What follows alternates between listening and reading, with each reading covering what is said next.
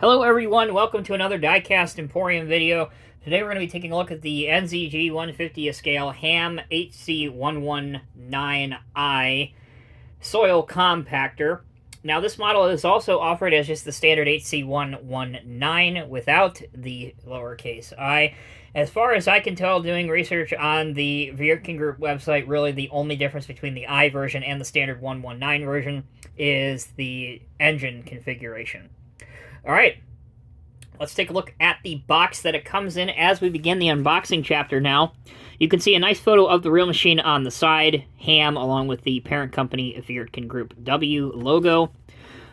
On the bottom of the box, you can see some more photos of the vehicle, and on the side flaps, this identifies us who actually manufactures the model, and as I said in the beginning, it is NZG out of Germany. The item number is that white sticker at the bottom, 10421. Now again, if you wanted just the standard 119 version, the item number would be 1042 without the 1.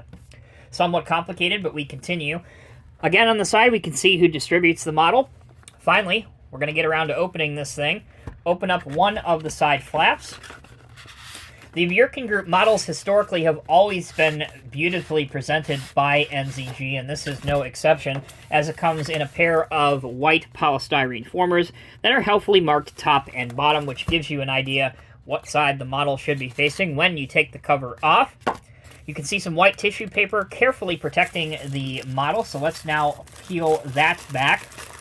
There is no assembly to do on this model. It is fully finished from the factory. Once you take it out, again, you don't have any parts that need to be fitted to it, and you're ready to display it. Alright, in true time-honored fashion, let's go over some of the decals and details. Although this is a relatively small soil compactor model, again, it is up to the typical standards set by NZG historically for their 150th scale Wirtgen Group models. Again, you can see the orange paint looks quite good.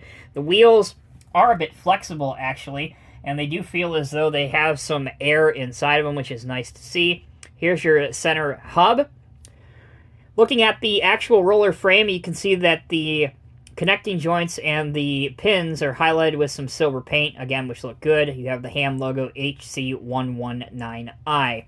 Looking at the top of the cab, again, this is an open canopy machine. I believe if I'm not mistaken, the HC200 is pretty much the same version of this model, except it is more in the European style with the enclosed cab. On the back, you have, again, the HAMM logo, the Wirtgen logo here, an exhaust with a hole in the center of it.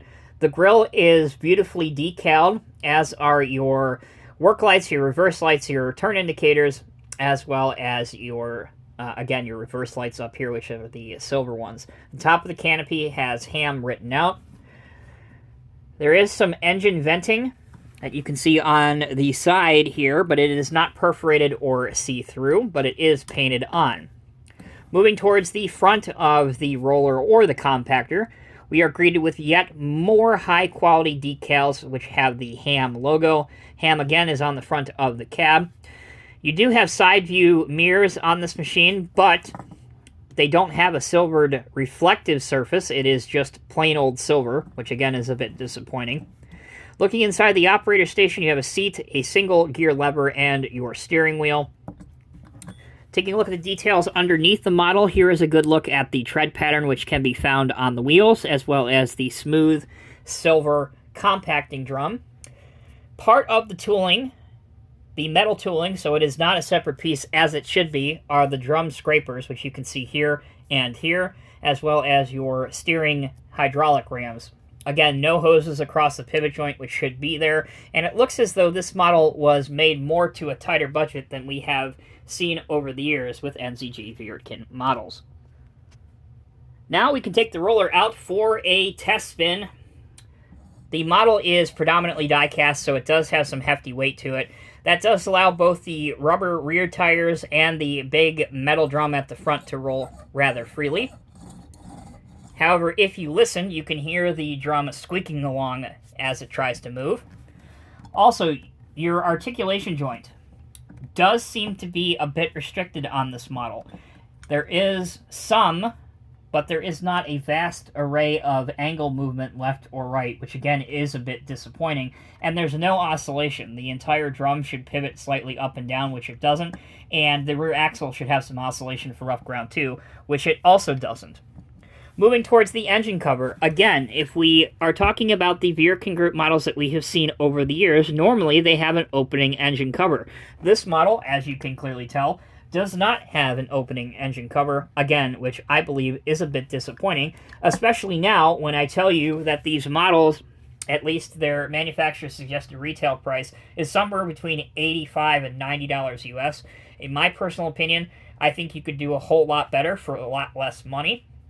However, if you want some of the newer HAMM rollers in your collection, your options are somewhat limited. Again, I mentioned there's two versions of the HC119, and then there are also two versions of the HC200, one being the standard HC200 and the other being the HC200i. Again, the main difference, at least to my eyes, between the 200 and the 119 is that the 200 has a slightly larger main roller drum, and the biggest noticeable difference, at least to the naked eye in the scale model world, is the inclusion of an enclosed cab for the 200 series, whereas both of the 119 series are open ROPS configuration that you would typically find here in the States. Okay, before we end the video, let's see a couple different working display poses that you can have. Obviously, the first option is just to display it by itself, rolling along. And again, the drum does roll well enough, but there is quite a lot of friction, and it does make that squeaking sound, at least mine does. The other option I have for you is to display it on a flatbed trailer. In this case, we have a tag-along trailer being pulled behind a Western Star dump truck. Again, this is a legal load in most U.S. states because of the weight on the trailer for this smaller size compactor. And as you can see, if we zoom out here just a bit to get a better angle at the whole setup, it does make a pretty interesting and convincing load. So there you go, guys. That will bring this episode of Diecast Emporium to a close. A somewhat shorter video than what we typically do, but that's mostly due in part that there's really not much to offer on this model. I do have to admit, I personally was very disappointed with the fact that the engine cover does not open on this model, and also the range of articulation is very, very limited. However, for those of you among us that really appreciate some of the finite details, such as the highlighted painted bolt heads on the roller frame, that is a nice addition. And again, the interior of the machine does look pretty darn realistic to the photos that I have seen on the internet as well. But, again, taking into account the price of these models, I don't believe this model is worth it. I certainly would not pay $90 for one of these if I were you. So, those are my opinions, and my opinions alone. Let me know what you thought of this model down in the comments section below. If you are new here, please be sure to hit that subscribe button. And to all viewers, thank you so much for spending a little bit of your day with me and watching my content. Until next time, take care, be well, check out the videos that are on your screen right now, and I'll see you in the next review.